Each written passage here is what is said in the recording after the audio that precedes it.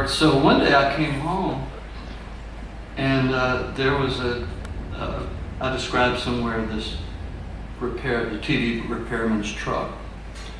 But when I go into the house, this is after school, and he's there, and he had one eye that was, well, it was just, you know, I think he didn't have an iris or a lens, and so it was just a kind of a yellow dish. So I walk in and I size this guy up, and he says, while the repairman focuses his green eye on my father, his blonde one sizes me up like a radar dish.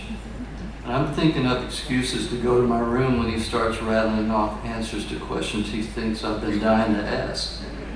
He's talking about his truck, that he said, like to leave her running? She runs like the Dickens, but she's hard to get started. Drawed up the advertisement on her myself. There was the murals on his truck, and they were classic. I've taken after my daddy's side, and reckon you've taken after your daddy's side too. Appreciate y'all's business. As I stand in the doorway watching his truck rumble away, the phrase fallen into ruin or partial decay comes to mind, and I recognize it as a definition of dilapidated, which I'd memorized in Mr. Weiss's class earlier that day. I wandered farther out into the yard to gauge the strangeness of this repairman's visit, and find the evenings settling into a kind of barometric hyperstillness.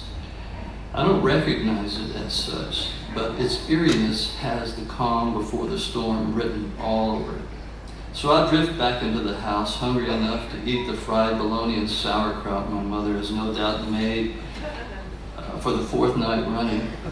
My father's admiring his newly resuscitated television when a news bulletin announces the impending arrival of Hurricane Carla.